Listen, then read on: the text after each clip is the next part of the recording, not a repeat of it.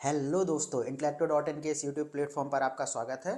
और आशा करता हूं कि आप लोग बहुत ही बेहतर होंगे और इस कड़ाके की ठंड में लगातार अपनी तैयारी को बहुत ही बेहतर तरीके से कर रहे होंगे।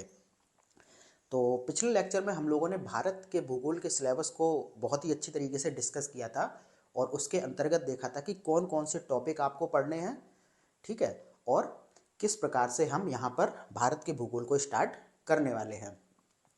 तो आज मैं आपके सामने भारत के भूगोल के अंतर्गत जो पहली क्लास है, जो पहला टॉपिक है, वो है भारत का भौगोलिक परिचय। उसको लेकर आया हूँ और इसको हम लोग दो पार्ट में ख़त्म करेंगे क्योंकि ये काफ़ी एक लंबा टॉपिक है। तो इसको हम लोग दो पार्ट में डील कर लेंगे।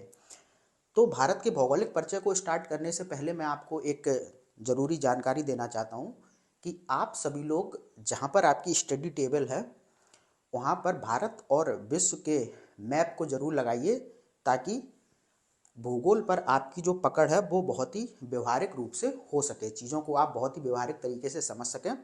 प्लस एक ऑक्सफोर्ड स्टूडेंट एटलस भी आता है जिसमें सारे चीज़ों को मैप के माध्यम से दिया गया है। तो आप इस जो स्टडी टेबल के सामने वाले बड़े से मैप के अलावा आप ऑक्सफोर्ड स्टूडेंट एटलस को भी ले सकते हैं। तो चलिए फिर भारत के भूगोल के परिचय को थोड़ा सा देखते हैं कि क्या क्या इसमें आपको देखना है। तो सबसे पहले हम भौगोलिक परिचय को समझने से पहले अपने देश के नामकरण के संदर्भ में बात कर लेते हैं क्योंकि क्वेश्चन लगातार यहाँ से भी पूछा जाता है। तो हम अपने देश के काफ़ी नाम सुनते होंगे, आप लोगों ने भी सुने होंगे। एक तो सबसे पहला भारत ही हो गया, ठीक है। दूसरा आपने सुना होगा आर्यवर्त, ठीक है। तीसरा आपने सुना होगा हिंद या फिर हिंदुस्तान, और चौथा आपने सुना होगा इंडिया। आई होप कि ये चारों नाम आप लोगों ने सुने होंगे। तो आयोग यहाँ से इनके स्रोत के संदर्भ में लगातार प्रश्न पूछता रहता है। तो आइए फिर जानते हैं कि कहाँ से अपने देश के इन चारों नामों का स्रोत मिलता है या फिर इन नामों की उत्पत्ति कहाँ से हुई है। तो सबसे पहले हम लोग देखते हैं कि अपने देश का नाम भारत कैसे पड़ा।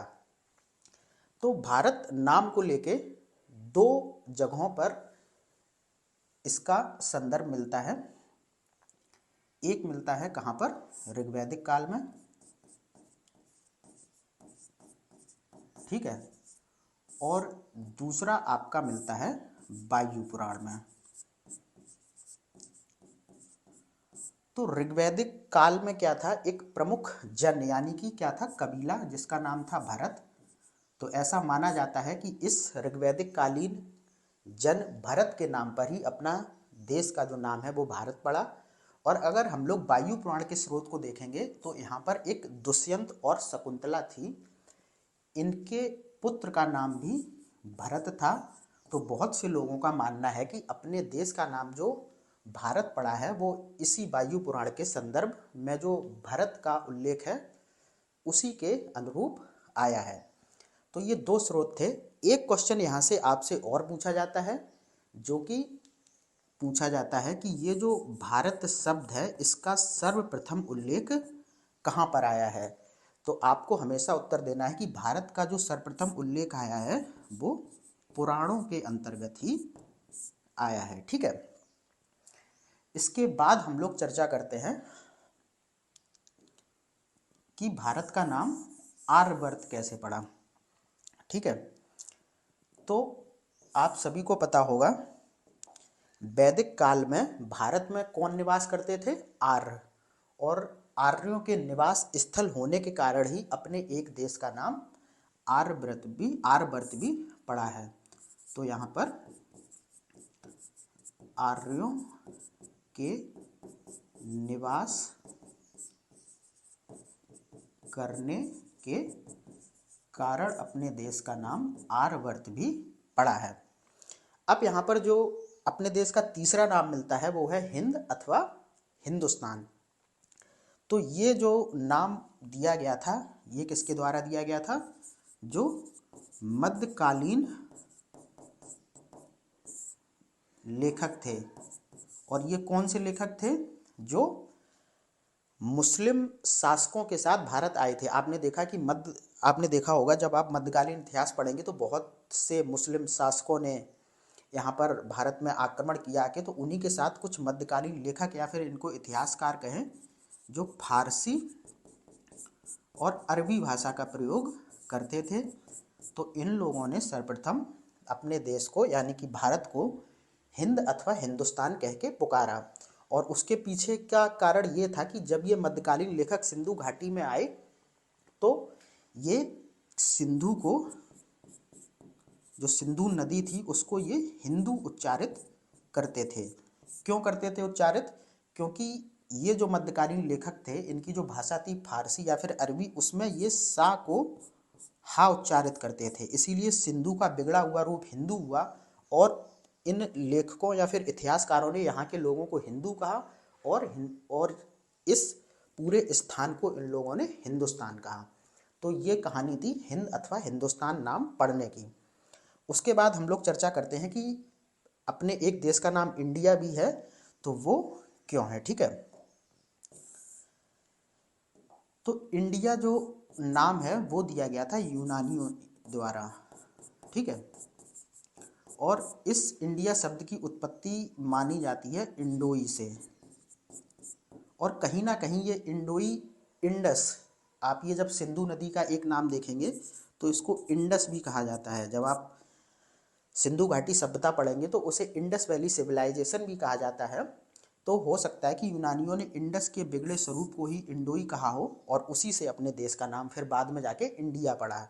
ठीक है, तो ये हम लोगों ने देखा कि अपने देश के कौन कौन से नाम हैं और ये उनके स्रोत क्या क्या हैं। ठीक है, इसके बाद आप देखते होंगे कि भारत का एक नाम आपको जम्बू द्वीप भी कहीं लिखा हुआ मिला होगा, लेकिन ऐसा सही नहीं है।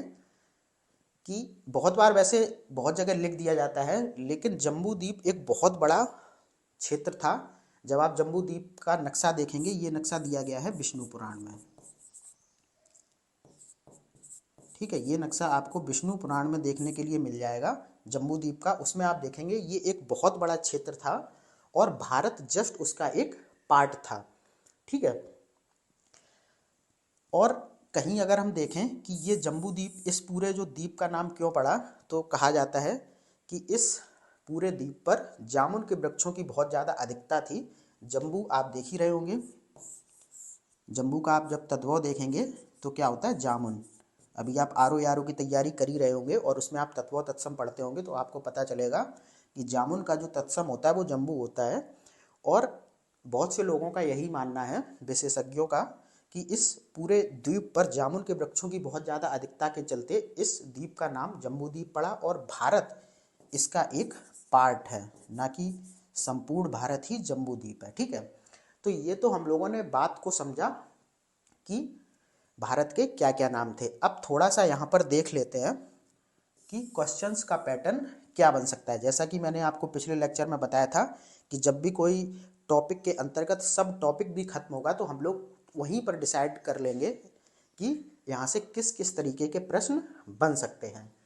तो एक तो यहाँ पर प्रश्न बन सकता है क्या, वन लाइनर के फॉर्मेट में।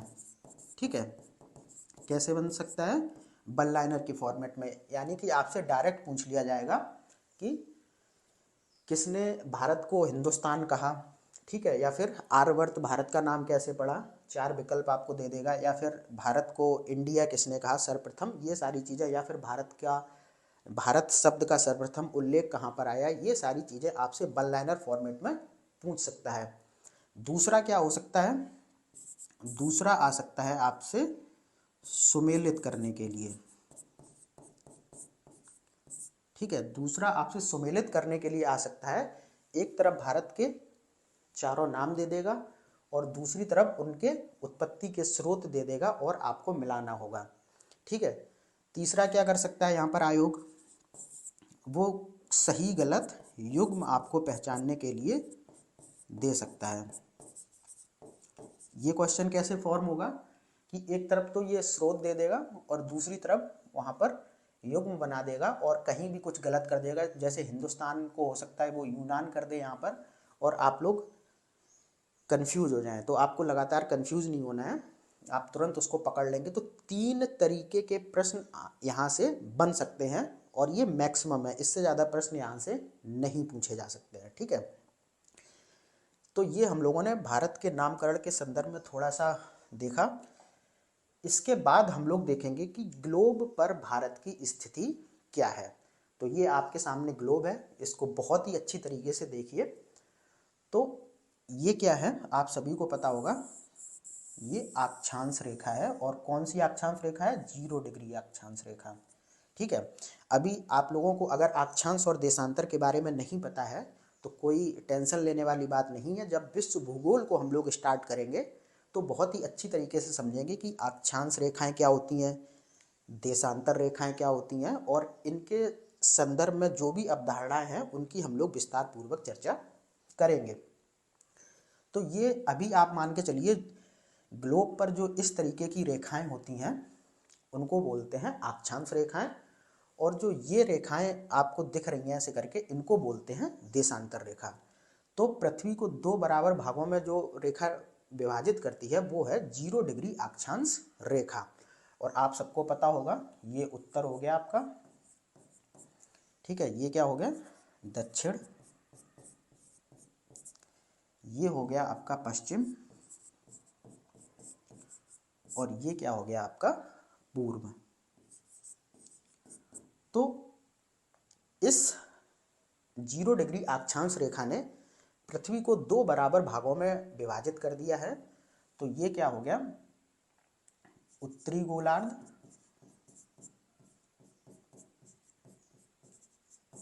और ये आपका हो गया दक्षिणी गोलार्ध।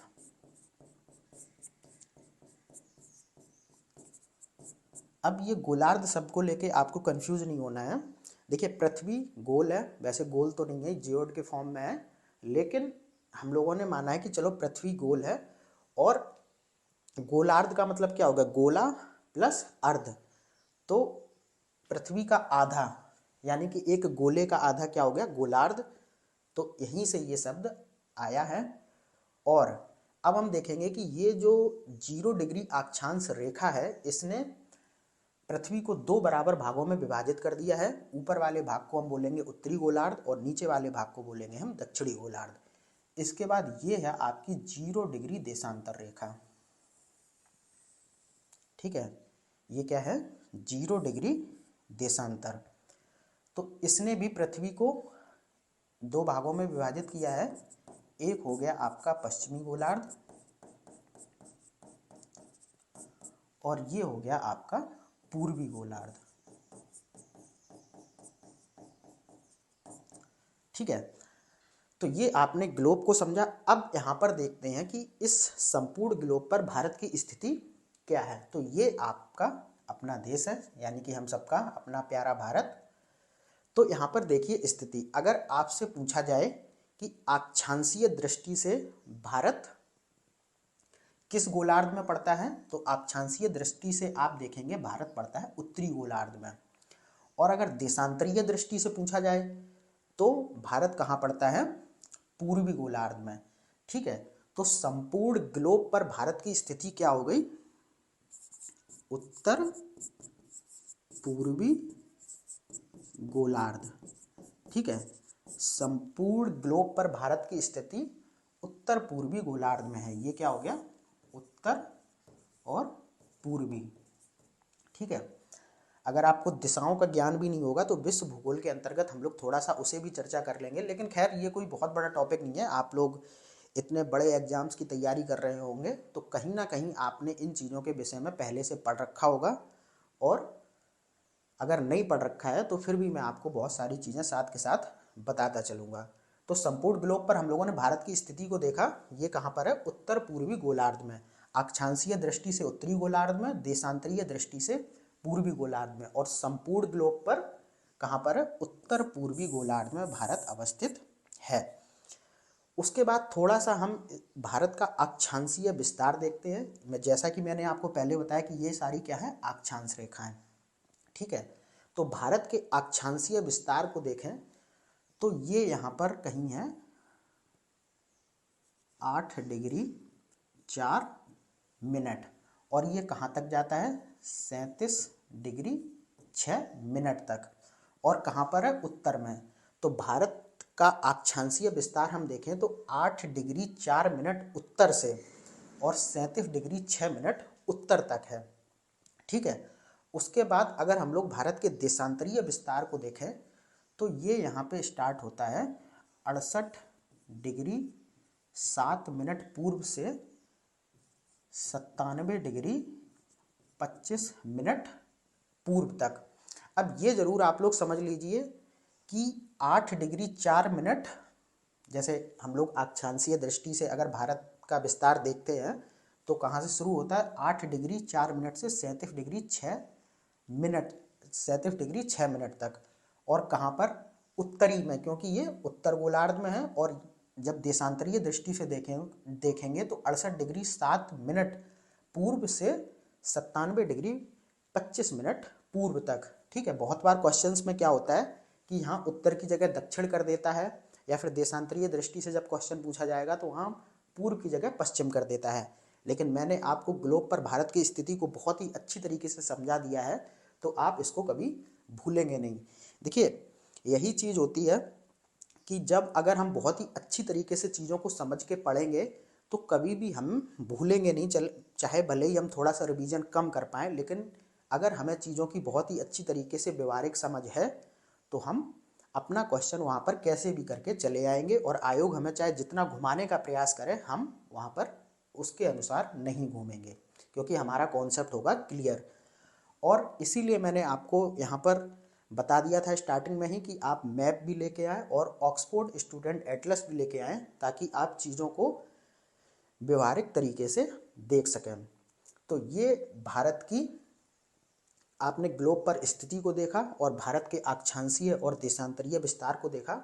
अच्छा, एक चीज़ और मैं आपको बता दूं कि ये मुख्य भूमि का अक्षांशीय विस्तार था, लेकिन आपने देखा होगा कि जो यहाँ पर भारत का एक द्वीप समूह है अंडमान निकोबार, उसका अगर हम लोग लास्ट पॉइंट देखें, जिसे आप इंदिरा पॉइंट या फिर पिग्मेलियन पॉइंट कहते हैं, तो उसकी जो शुरुआत है वो 6 डिग्री 4 मिनट से हुई है, ठीक है। कितने से हुई है 6 डिग्री 4 मिनट से। तो अगर कहीं आपसे क्वेश्चन पूछ लिया जाए कि द्वीपों सहित भारत का अक्षांशीय विस्तार क्या है, तो आप 6 डिग्री 4 मिनट से 37 डिग्री 6 मिनट तक बताएंगे, ठीक है।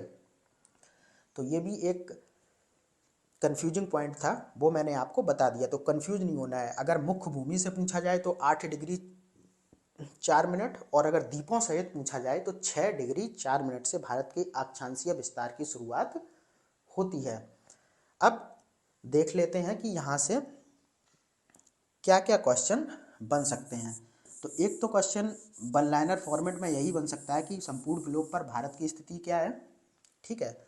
उसके बाद आपसे भारत के अक्षांशीय और देशांतरीय विस्तार को पूछ सकता है, और या फिर जो मैंने आपको बता दिया कि वहाँ पर आपको कैसे कंफ्यूज करेगा कि या तो पूछेगा कि मुख्य भूमि से भारत का अक्षांशीय विस्तार क्या है, या फिर द्वीपों सहित भारत का अक्षांशीय विस्तार क्या है, तो आपको कंफ्यूज नहीं होना है, ठीक है।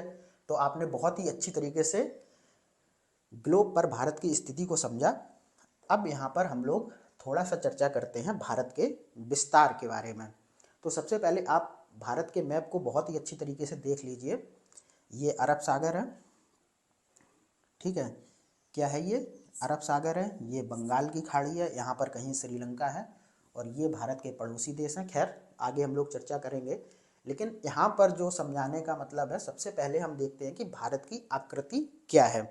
बहुत बार क्वेश्चन पूछा जाता है कि भारत की आकृति कैसी है, त्रिभुज में है, चतुष्कोणीय है। तो आप भारत के मैप को बहुत ही अच्छी तरीके से देखेंगे तो भारत एक चतुष्कोणीय आकृति वाला देश है। और कैसे है, बहुत से लोग समझ नहीं पाएंगे, लेकिन देखो, एक लाइन ये हो गई, एक ये हो गई, एक ऐसे हो गई, एक ऐसे हो गई, तो ये कैसा हो गया? चतुष्कोणीय। चतुष्कोणीय मतलब जिसके 4 कोण हो या फिर 4 कोने हो, ठीक है। तो ये तो भारत की आकृति के संदर्भ में हो गया कि भारत की आकृति कैसी है, चतुष्कोणीय है। अब भारत के क्षेत्रफल के बारे में हम लोग बात करते हैं तो कितना है भारत का क्षेत्रफल। भारत का क्षेत्रफल है लगभग 32,87,263 वर्ग किलोमीटर। ठीक है, ये भारत का क्षेत्रफल है। और अगर हम विश्व के कुल क्षेत्रफल में भारत का क्षेत्रफल देखें तो ये है 2.4%। ठीक है, तो सबसे पहले आपको यही याद रखना है कि भारत का क्षेत्रफल कितना है, 32,87,263 वर्ग किलोमीटर। और विश्व के कुल क्षेत्रफल का विश्व के कुल क्षेत्रफल का ये हो जाता है आपका 2.4%। ठीक है, उसके बाद अगर इस क्षेत्रफल के साथ देखें तो भारत विश्व का क्षेत्रफल के अनुसार 7वां सबसे बड़ा देश है। अब देख लेते हैं कि भारत से जो 6 और बड़े देश हैं वो कौन कौन से हैं। तो एक सबसे पहले आपको पता होगा रूस है। ठीक है, उसके बाद आपका है कनाडा, उसके बाद आपका हो गया यूएसए यानी कि संयुक्त राज्य अमेरिका, उसके बाद आपका हो गया चीन, और फिर ब्राज़ील, और फिर ऑस्ट्रेलिया, और उसके बाद 7वें नंबर पर आ जाता है अपना भारत।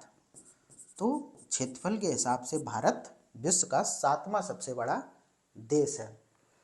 इसके बाद हम लोग देख लेते हैं थोड़ा कि भारत का अगर ये सबसे उत्तरी बिंदु है और ये सबसे दक्षिणी बिंदु है, तो अगर इन दोनों के बीच सीधी रेखा खींची जाए तो इसकी लंबाई आएगी 3214 किलोमीटर। ठीक है, कितनी आएगी, 3214 किलोमीटर। तो अगर आपसे क्वेश्चन पूछा जाए कि भारत की उत्तर से लेके दक्षिण तक की कुल लंबाई कितनी है, तो आपको बताना होगा 3214 किलोमीटर। और यहीं अगर हम देखें तो ये जैसे मान के चलिए सबसे पश्चिमी बिंदु हो भारत का और ये सबसे पूर्वी बिंदु हो, इन दोनों को अगर हम लोग देखें तो इन दोनों को मिलाएं तो ये आपकी लंबाई बनती है 2933 किलोमीटर। ठीक है, कितनी बनती है, 2933। तो पश्चिम से पूर्व तक भारत की कुल लंबाई कितनी होगी, 2933, और उत्तर से दक्षिण तक भारत की कुल लंबाई कितनी हो जाती है, 3214 किलोमीटर। ठीक है, अब बढ़ते हैं आगे। यहाँ पर वैसे हम लोग थोड़ा सा क्वेश्चन भी डिस्कस कर लेते हैं। तो सबसे पहले क्वेश्चन आपसे भारत की आकृति के संदर्भ में पूछा जा सकता है कि कैसी है, चतुष्कोणीय। क्षेत्रफल अगर पूछा जाए तो 32,87,263 वर्ग किमी हो जाएगा। और अगर विश्व के कुल क्षेत्रफल का देखें तो भारत का क्षेत्रफल 2.4% है। और यह विश्व का 7वां सबसे बड़ा देश है क्षेत्रफल के हिसाब से। जनसंख्या के हिसाब से देखें तो ये दूसरे नंबर पर है, हो सकता है जल्दी पहले पर आ जाए। और ये सारे मैंने आपको देश बता दिए जो भारत से क्षेत्रफल के हिसाब से बड़े हैं। रूस, उसके बाद कनाडा, उसके बाद यूएसए, चीन, Brazil, Australia and then Bharat. तो ये सारी चीज़ें आपने देखी। उसके बाद हम लोग चलते हैं आगे। आगे हम लोग देखेंगे कि भारत का जो सबसे उत्तरी बिंदु क्या है, दक्षिणी बिंदु क्या है, पश्चिमी बिंदु क्या है, या फिर पूर्वी बिंदु कहाँ पर है। तो सबसे पहले अगर हम भारत के सबसे उत्तरी बिंदु को देखें जो कि लद्दाख में स्थित है, तो वो आपका है कहाँ पर, उत्तरी बिंदु है, क्या नाम है जिसका, इंदिरा कॉल। इंदिरा कॉल है जो कि भारत के किस राज्य में स्थित है, लद्दाख। ठीक है, उसके बाद भारत के सबसे दक्षिणी बिंदु को देखते हैं जो कि है, भारत का सबसे दक्षिणी बिंदु आपका है इंदिरा पॉइंट।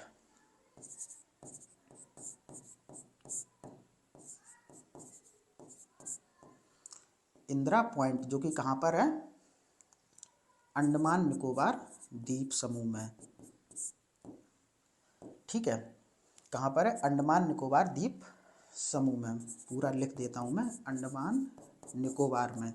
और एक क्वेश्चन यहाँ से और पूछ लिया जाता है कि अंडमान निकोबार के किस द्वीप पर भारत का सबसे दक्षिणतम बिंदु स्थित है, तो वो है आपका ग्रेट निकोबार द्वीप।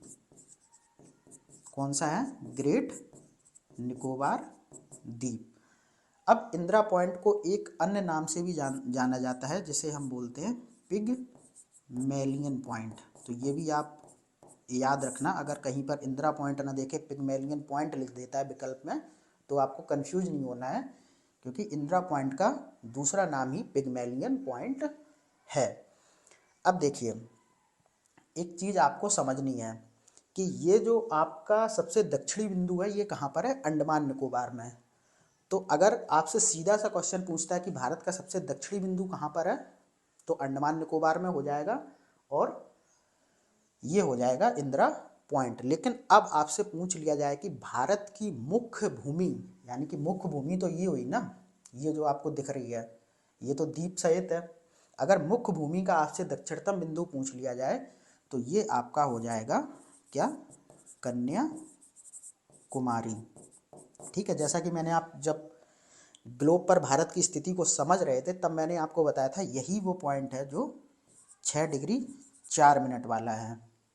ठीक है, और अगर मुख्य भूमि वाला बिंदु कौन सा है? 8 डिग्री 4 मिनट वाला। तो 2 डिग्री का यहाँ पर फर्क पड़ रहा है। ठीक है, तो ये आपने समझा भारत का उत्तरी और दक्षिणी बिंदु। और कंफ्यूज बिल्कुल नहीं होना है, यहाँ पर तो कोई कंफ्यूजन खैर है नहीं है। उत्तरी बिंदु इंदिरा कॉल, और कहाँ पर ये स्थित है? लद्दाख में। लेकिन दक्षिणी बिंदु में थोड़ा सा पेच फंसता है द्वीपों सहित और मुख्य भूमि के बारे में। तो अगर द्वीपों सहित पूछ लिया जाए, खैर द्वीपों सहित लिखा नहीं होगा, अगर सिर्फ वहाँ पर आपसे लिखा है कि सबसे दक्षिणतम बिंदु, तो यही हो जाएगा जो आपका ग्रेट निकोबार द्वीप पर इंदिरा पॉइंट यानी कि पिगमेलियन पॉइंट स्थित है। और अगर मुख्य भूमि सहित पूछ लिया जाए आपसे, तो फिर कन्याकुमारी हो जाएगा, जो कि तमिलनाडु में स्थित है, और इसकी अक्षांशीय स्थिति है 8 डिग्री 4 मिनट। और जो अंडमान निकोबार में है, उसकी अक्षांशीय स्थिति कितनी है? 6 डिग्री 4 मिनट। ठीक है, तो ये उत्तरी और दक्षिणी बिंदु हो गए भारत के। उसके बाद हम लोग बात करते हैं भारत के पश्चिमी और पूर्वी बिंदु के संदर्भ में। ठीक है, आप लोग लगातार चीज़ों को नोट भी करते चलिए। तो अगर हम लोग भारत के सबसे पश्चिमी बिंदु को देखें, तो ये आपका पड़ता है गुजरात में, जिसका नाम है गौरमाता, या फिर इसी को गुहार मोती भी बोलते हैं। ठीक है, क्या बोलते हैं? गौरमाता या फिर गुहार मोती, जो कि आपका गुजरात में स्थित है ये। और अगर हम भारत के सबसे पूर्वी, ये कौन सा था? पश्चिमी। और अगर हम भारत के सबसे पूर्वी बिंदु को देखें, तो ये आपका किस राज्य में पड़ेगा? अरुणाचल प्रदेश में। ठीक है, और इसे बोलते हैं किवथू। क्या बोलते हैं? किवथू, जो कि आपका अरुणाचल प्रदेश में स्थित है।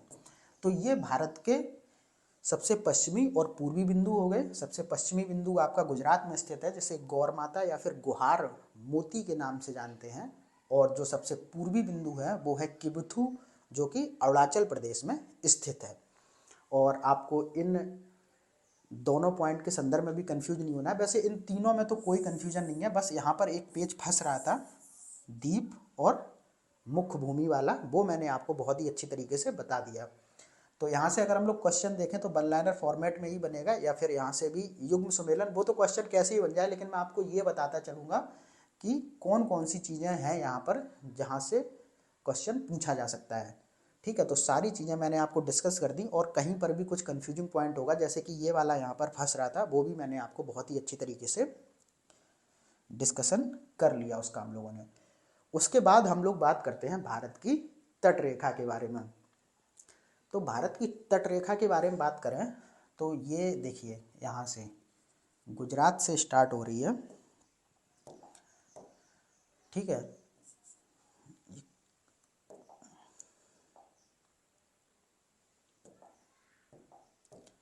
ये देखिए, यहाँ से स्टार्ट ये हो रही है और चली जा रही है सीधा, ऐसे ऐसे होते होते पहुँच गई पश्चिम बंगाल तक। तो यहाँ पर हम लोग देखते हैं सबसे पहले कि कौन कौन से भारत के ऐसे राज्य हैं जो तट रेखा पर स्थित हैं या फिर तट रेखा से लगते हैं। तो सबसे पहले आपका यहाँ पर ये देखिए क्या हो गया, ये वाला, ये हो गया गुजरात। ठीक है। उसके बाद देखिए कौन सा आता है, उसके बाद आपका आ गया महाराष्ट्र, ये उसके बाद आपका आ गया महाराष्ट्र, और फिर आता है आपका ये देखिए छोटा सा यहाँ पर ये है गोवा, ठीक है। उसके बाद कौन सा देखिए आ रहा है, कर्नाटक, कर्नाटक के बाद देखिए कौन सा आ रहा है, ये केरल, और फिर कौन सा आ रहा है, ये देखिए यहाँ पर तमिलनाडु।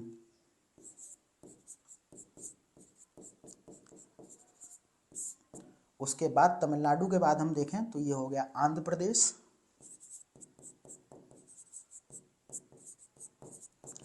आंध्र प्रदेश के बाद हम लोग देखेंगे तो ये आपका आ गया उड़ीसा,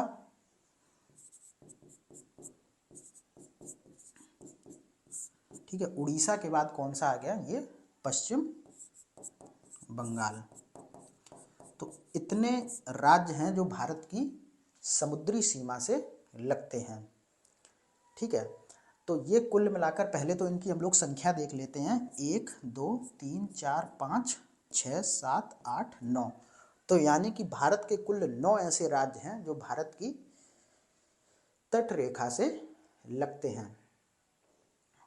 अब यहाँ पर हम लोग देख लेते हैं कि भारत की जो मुख्य भूमि है, मुख्य भूमि जैसे मैंने आपको पिछले भी उसमें क्या बोलते हैं स्लाइड में समझाया था, भारत की मुख्य भूमि आपकी ये हो गई पूरी, ठीक है। और ये क्या हो गए, अंडमान निकोबार हो, चाहे लक्षद्वीप हो, दादरा नगर हवेली हो, पांडुचेरी हो, ये सारे आपके द्वीप समूह के अंतर्गत आते हैं। खैर पांडुचेरी नहीं आता है, ये तो मैंने गलती से बोल दिया, ये हो गया, क्योंकि पांडुचेरी का क्षेत्रफल भारत में यहीं आंध्र प्रदेश, तमिलनाडु और केरल के राज्यों में बिखरा पड़ा है। इसको हम लोग बाद में समझेंगे।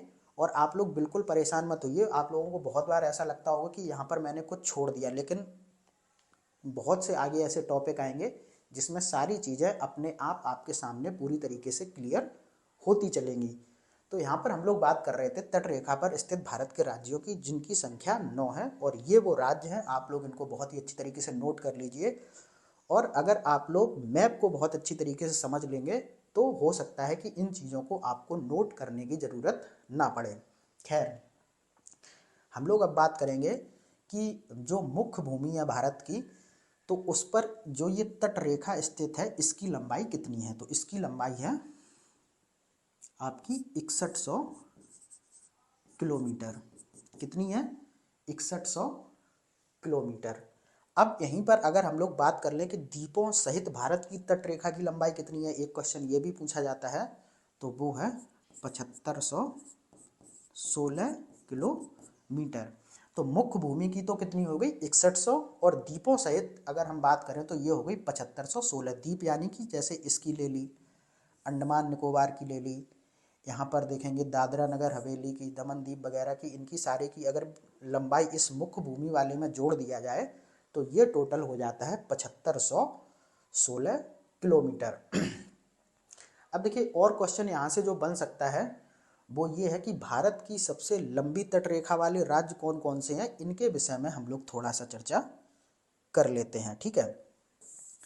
तो जिस राज्य की सबसे लंबी तट रेखा है वो आपका है गुजरात, ठीक है।